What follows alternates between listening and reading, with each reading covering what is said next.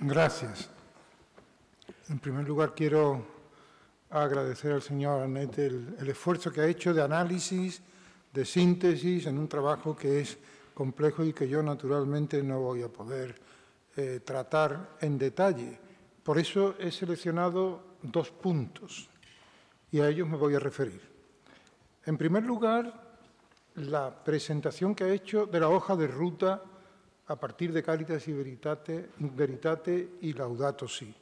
Yo realmente le felicito por el esfuerzo que ha hecho de encontrar líneas de convergencia entre estos 2 documentos, cuando muchas veces lo que vemos es lo contrario, cómo se contrapone el magisterio del Papa Francisco al de Benedicto XVI. A lo mejor hubiera sido interesante apuntar algún aspecto en que se complementan, pero en todo caso creo que los 10 puntos que señala de convergencia nos dan una hoja de ruta interesante para hacer una puesta al día de la doctrina social de la Iglesia. Entre esos 10 puntos hay uno en el que me quiero fijar, que es la centralidad del empleo. Les voy a indicar un presupuesto del que parto. Yo, que he dedicado mucho tiempo de mi vida académica a la doctrina social de la Iglesia, siempre he encontrado una fuerte resistencia a interpretar la doctrina social de la Iglesia de una forma ahistórica, como si fuera simplemente un conjunto de principios, una doctrina, a veces eso es lo que sugiere la palabra doctrina, que es válida independientemente del contexto concreto en que los documentos han ido apareciendo. Y desde ese punto de vista quisiera decir, y este sería el segundo punto, algunas reflexiones sobre la centralidad del empleo. Para ello voy a indicar 4 escenarios. No son 4 etapas sucesivas, sino 4 escenarios históricos, 4 momentos que no voy a recorrer en su sentido cronológico para ver lo que quiero decir y cómo esto afecta a la centralidad del empleo. El primer escenario es el escenario de la génesis y el desarrollo de la doctrina social de la Iglesia, es decir, a partir de Rerum Novarum de León XIII. Es evidente que el trabajo no ha ocupado siempre el mismo lugar, ni la misma importancia. Es verdad que con Labor in Exercens nos encontramos que el Papa Juan Pablo II llega a toda una lectura de toda la doctrina social de la Iglesia, de todos los problemas sociales desde el trabajo, pero no ha sido siempre así. Y si ustedes van a Rerum Novarum, allí el punto central es la propiedad privada. Es la base del orden social. Es verdad que el trabajo se toca, pero no es el centro. Entonces, evidentemente ha habido todo un proceso, y podía indicar algunos pasos intermedios, a través de los cuales se ve cómo el trabajo va adquiriendo un lugar cada vez más importante. Pero yo creo que para entender eso hay que tener en cuenta que algo de esto ha ocurrido también fuera del ámbito de la reflexión de la doctrina social. Es decir, que en la sociedad moderna, en la sociedad industrial, el trabajo ha ido también adquiriendo una importancia grande. No entro ahora en ver quién va por delante, si la doctrina social de la Iglesia o, por ejemplo, la reflexión jurídica y los esfuerzos por el reconocimiento del derecho al trabajo, de los derechos vinculados al trabajo. Todo eso no ha existido así siempre. Han sido conquistas progresivas, reconocimientos progresivos, que evidentemente hoy constituyen un patrimonio importante de la humanidad, pero podríamos decir, esto es de anteayer. Esto no es desde los orígenes de la humanidad. Ese primer escenario quisiera contraponerlo a un segundo, que es el hoy, lo que está pasando en este momento. En este momento nos encontramos que hay una cierta tensión entre la realidad del trabajo y todo este mundo de derechos reconocidos y que se intentan de alguna forma garantizar, pero con no pocas dificultades. Por ejemplo, la iniciativa de la OIT en torno al trabajo decente, en 1999, en el fondo pone de manifiesto que la Organización Internacional del Trabajo reconocía que aquí había un problema que no estaba resuelto a pesar de toda la legislación, reconocimientos de derechos, etcétera. Por otra parte, hoy estamos hablando de la cuarta revolución industrial, que afecta la cuarta revolución industrial después de la tercera, o sea, después de las tecnologías de la información y las comunicaciones, que es la de las biotecnologías, la robótica. Eso afecta fundamentalmente a la realidad del trabajo, tanto cuantitativamente, porque está reduciendo considerablemente el número de personas que pueden trabajar, como cualitativamente, porque está cambiando el contenido y la esencia del trabajo. En este sentido, creo que es interesante recordar la iniciativa también de la Organización Internacional del Trabajo, que quiere celebrar su centenario, el año 2019, con una iniciativa que ha puesto en marcha que precisamente tiene por título El futuro del trabajo que queremos. Creo que ahí hay una línea abierta interesante. Segundo escenario. Tercer escenario, el pasado. Solamente para decir, el trabajo no ha sido siempre lo que es ahora. En la historia de la humanidad no ha significado lo mismo, ni ha tenido la misma función, ni la misma importancia. Sabemos que en la antigüedad el trabajo era tarea de esclavos. No dignificaba a la persona, sino todo lo contrario. Y es verdad que en la sociedad actual, más reciente, y al hilo del progreso económico y social reciente, el trabajo ha ido adquiriendo unas funciones muy importantes, hasta el punto de convertirse, bueno, pues, en lo que dice el Papa Francisco, por ejemplo, en algo esencial para el desarrollo integral de la persona humana. Y por último, cuarto escenario, el futuro, y eso lo pongo con interrogación. Yo me hago una serie de preguntas. ¿Cómo afrontamos el futuro del trabajo?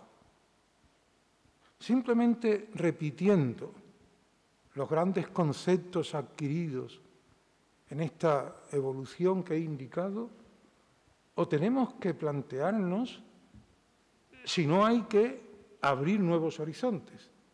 Yo, naturalmente, no tengo respuestas, pero sí tengo la preocupación.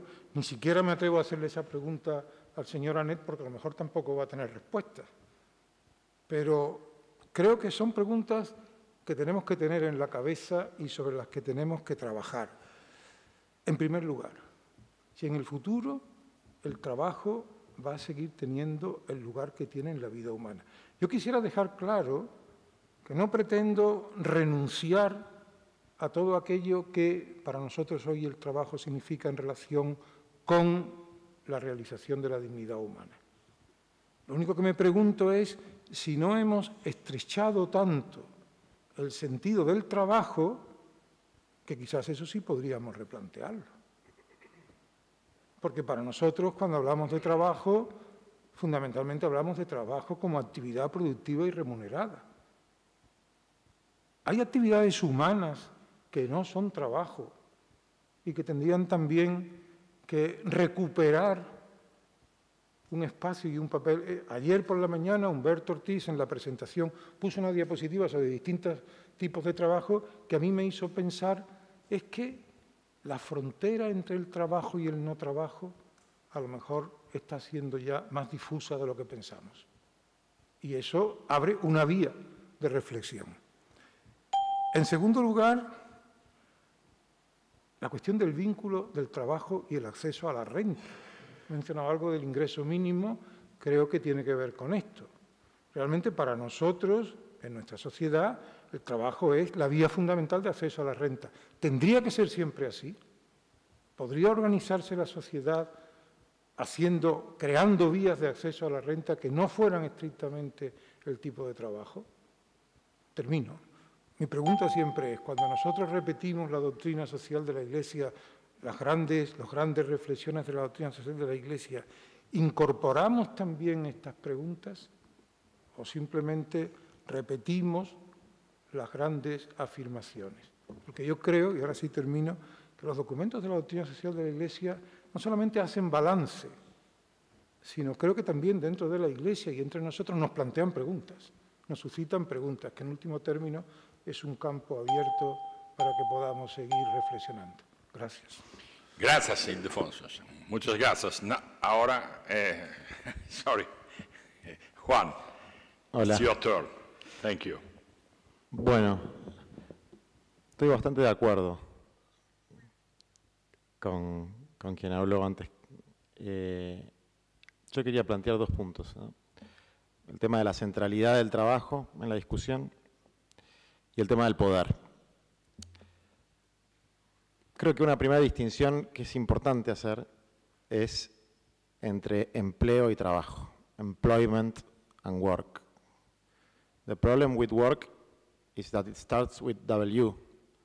Entonces, the 3 E's are not working if you use work.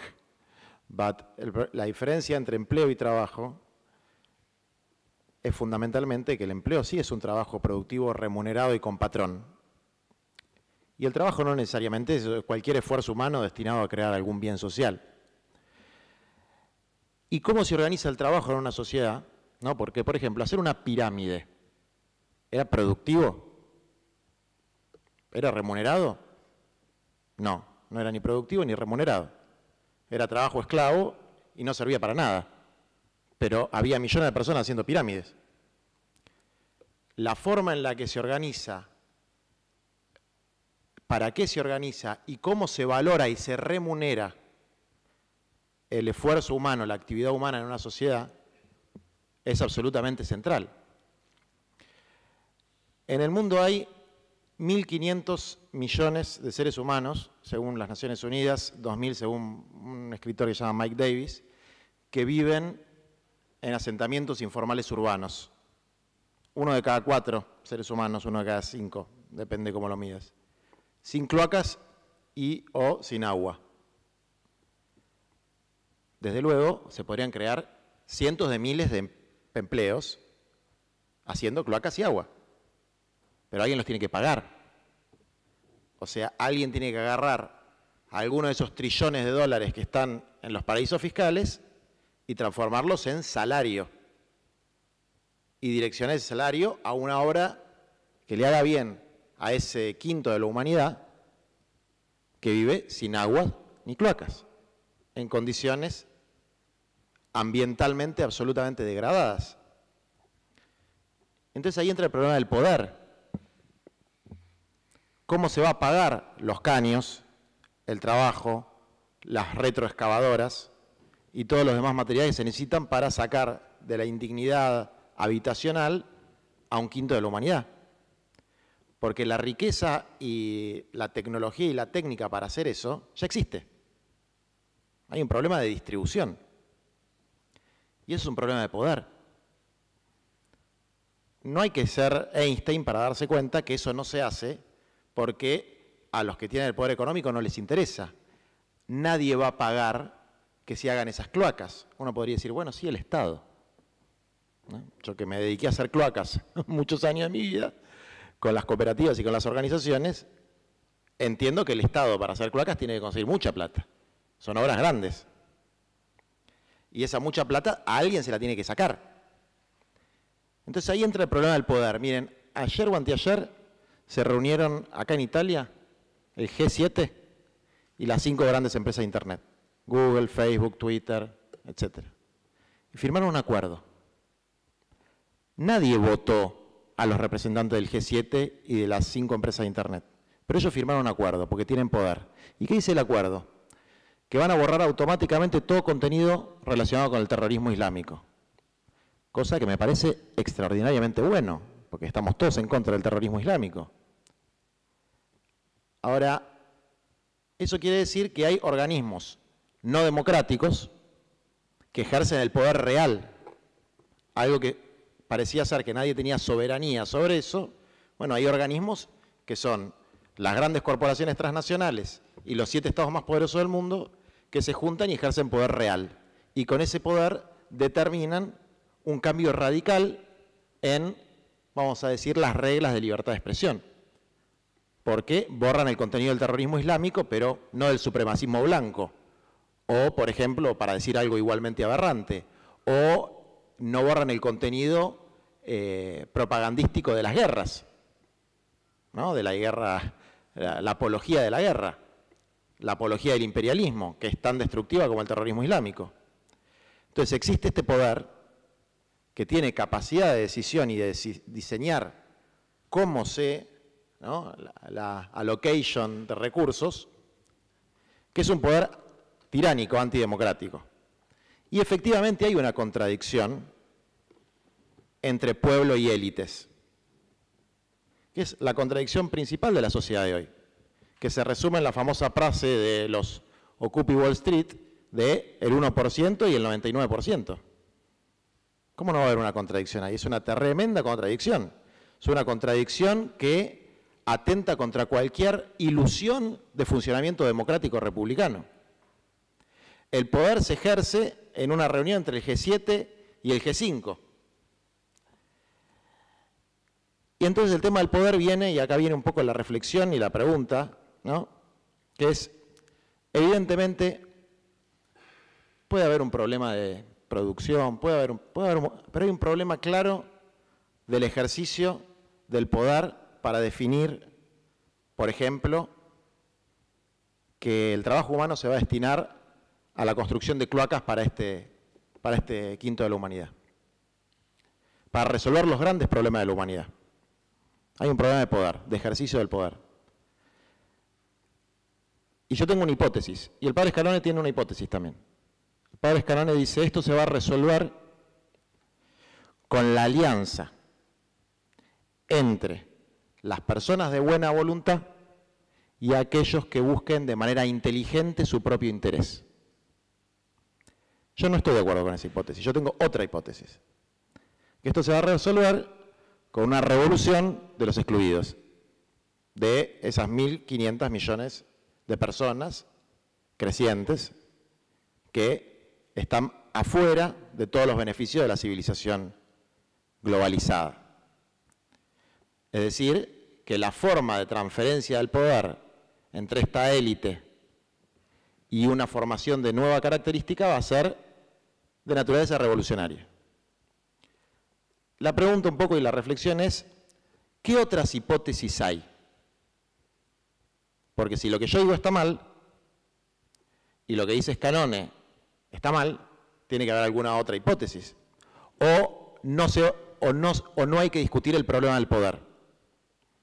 O el problema del poder no tiene nada que ver con el problema del ambiente, con el problema de la desigualdad, con el problema del empleo.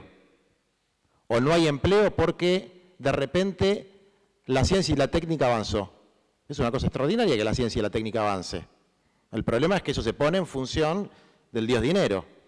Y para que el eje de rotación del mundo cambie, bueno, eso es una revolución. Cuando cambia el eje de rotación del mundo, para que vuelva a estar el hombre, la mujer, la naturaleza en el centro, tiene que haber un ejercicio de poder a través de nuevas instituciones con capacidad de imposición de normas, por ejemplo, para que estos 5 grandes Internet paguen los impuestos que tienen que pagar, para que los paraísos fiscales desaparezcan y se paguen los impuestos que se tienen que pagar. Porque con la mitad de esos trillones que nombró Marcelo, yo resuelvo el problema de las cloacas de la Argentina seguro, que es lo que conozco, y de todo el resto del mundo. No es un problema de subdesarrollo, de que somos estúpidos y no sabemos hacer las cosas. Es un problema de que no tenemos plata para hacerlo. Como cuando Donati dice, la provisión en América Latina, los movimientos sociales hacen advocacy y no provisión de servicio. Pues no tenemos plata para hacer provisión de servicio. Denme alguno de los trillones y voy a hacer unos servicios extraordinarios.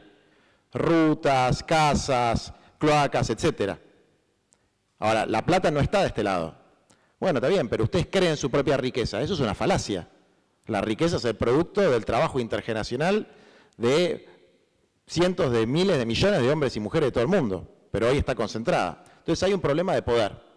Entonces quería ver alguna reflexión tuya sobre esta cuestión. Muchas gracias.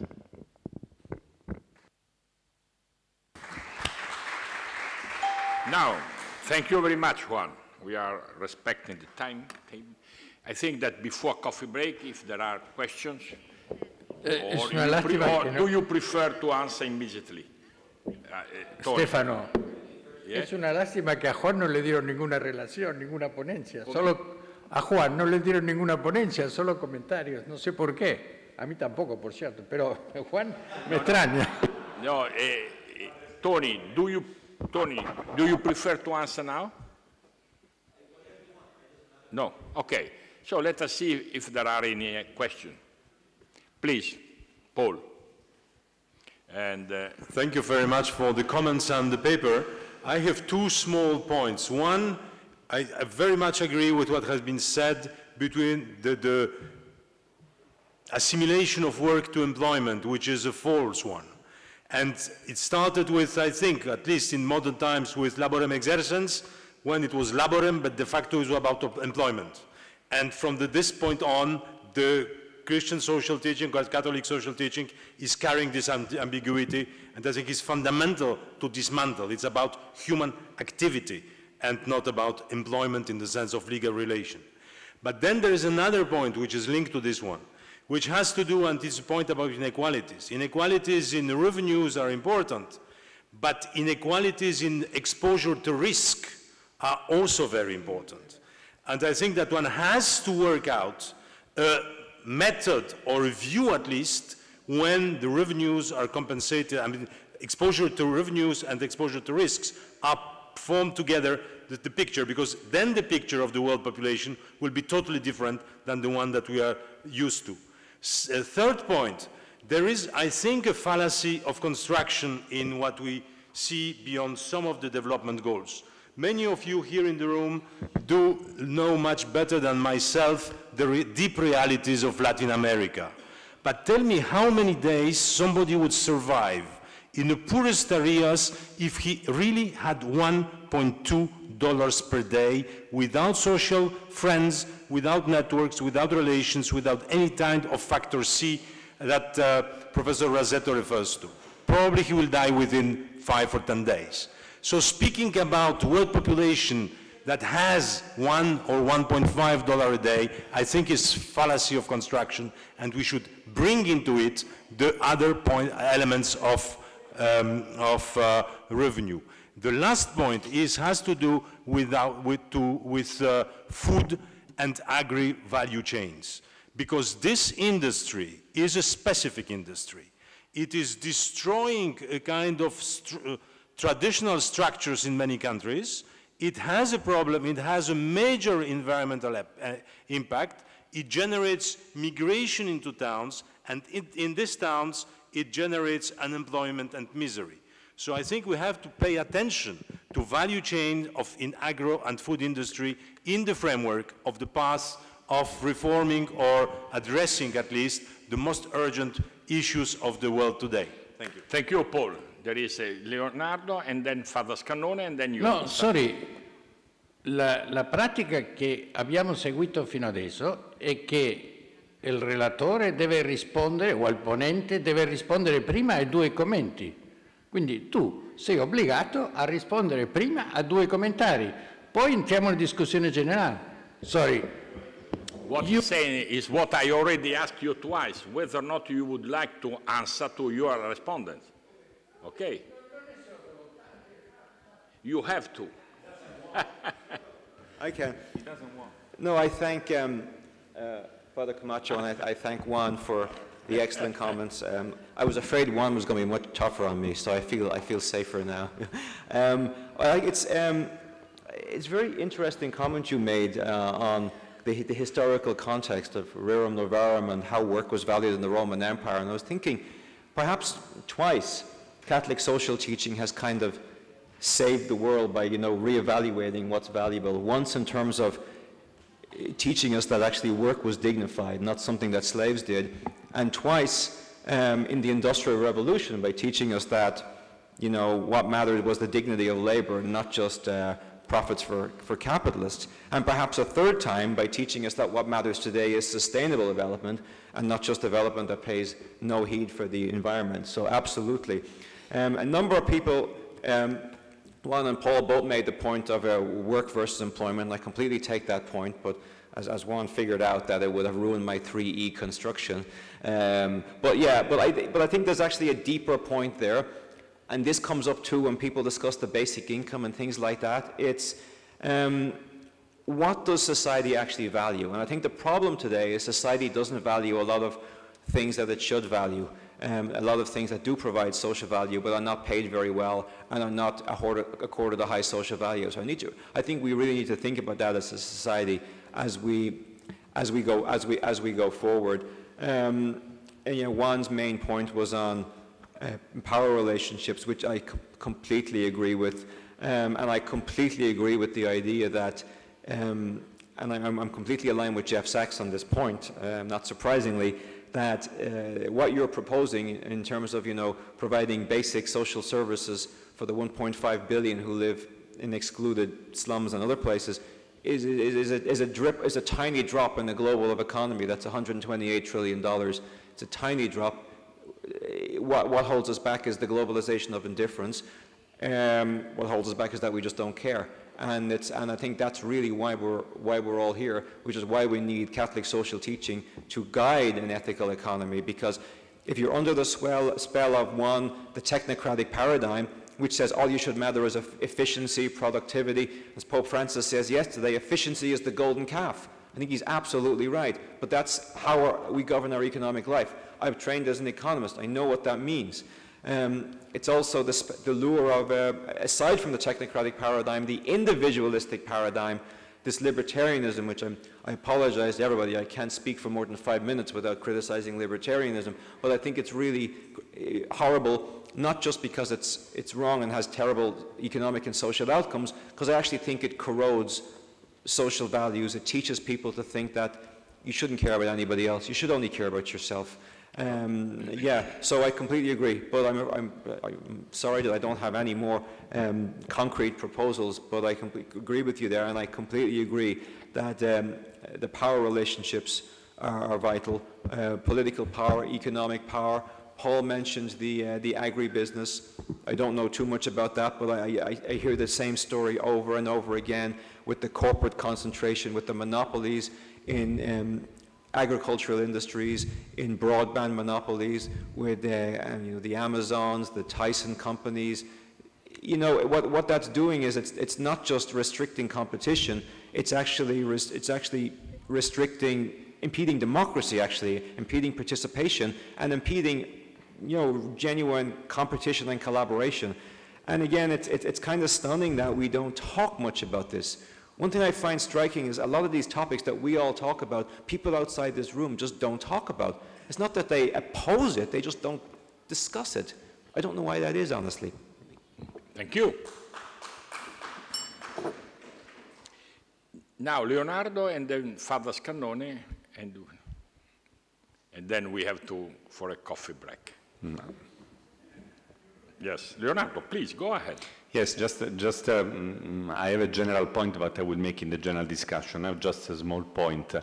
I think reduction in hours is a good thing, and we experience in Italy. It works when big companies face a negative shock, and it's much better for them not to fire workers and then hire again.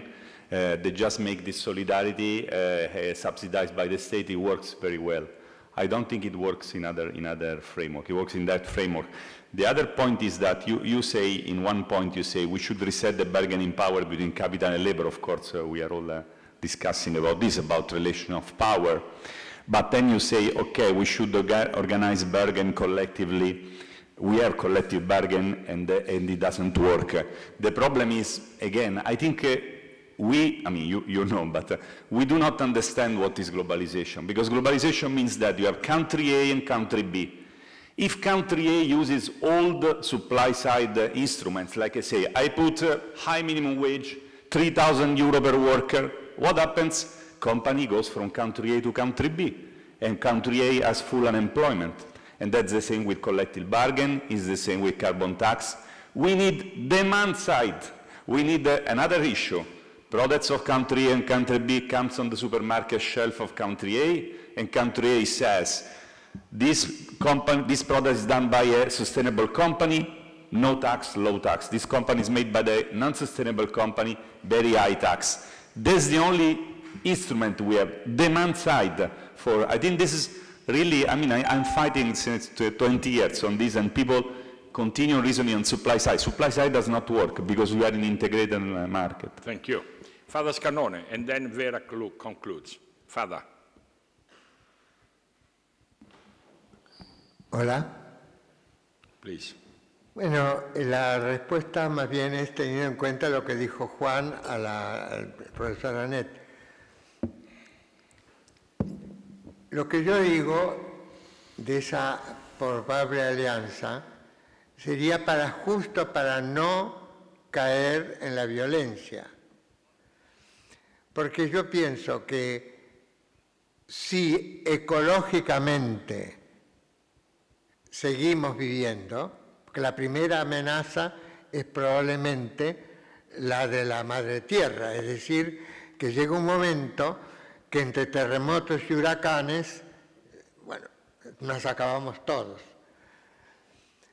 Ante esa posibilidad, o ante la posibilidad de que pase lo que tú decías, vos decías, es decir, que hay una especie de revolución mundial que no es una fantasía, porque, digamos, la gente del sur está entrando cada vez más en el norte, aunque no lo dejen pasar, pero van, vienen a Europa, van a Estados Unidos. Puede haber gente que por interés inteligente, para que no dé la catástrofe ecológica o la catástrofe social, se alíen con los que de buena voluntad estamos deseando cambiar las relaciones de poder.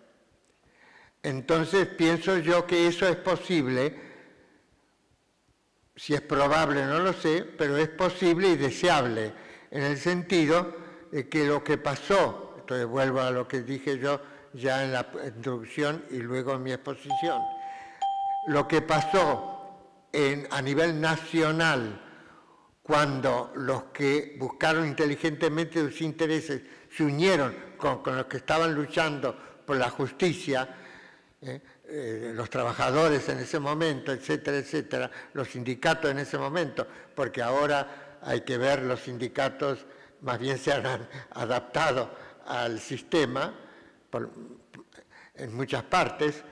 Entonces, es una posibilidad real de que se pueda solucionar sin violencia y sin catástrofe ecológica las relaciones de poder, aunque nunca va a ser todo perfecto porque estamos en este mundo. Pero un momento histórico puede darse como se dio en Europa y sobre todo en los países renanos, a nivel nacional, antes de que comenzara la globalización. Gracias, Padre.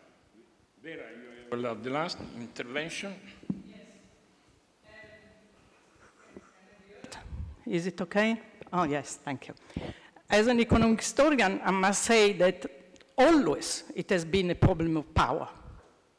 And precisely the places, the few places which have been capable, in fact, of producing an economy and a society and the politics that does not participate into this condition of power which enslaves people, which exploits, and so on and so forth, have always been very few. And where they have been born? Exactly inside Christianity.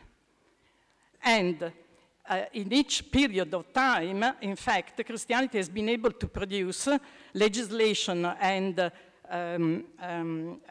structures that have been favorable to the needs of people.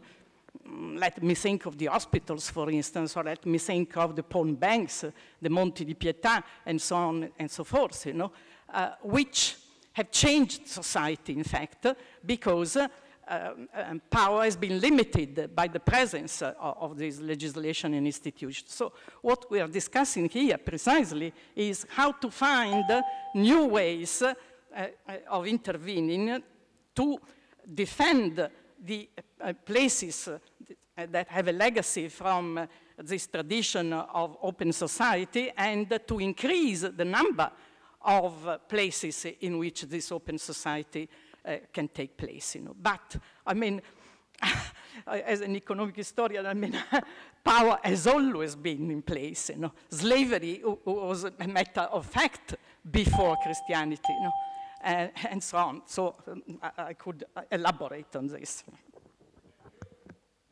You have 2 minutes or 3 minutes to answer, if you want, to these remarks. I won't. No, I won't take 3 minutes because I can see the time. But I just want to say I agree. I would completely agree with Leonardo, completely on the demand side. But I still, maybe I'm being too naive, but I still think we also need to push for more multilateral cooperation. We need like trade agreements that do not benefit the wealthy, that have proper labor and environmental standards. We need proper global financial sector regulation that coordinates regulation across countries.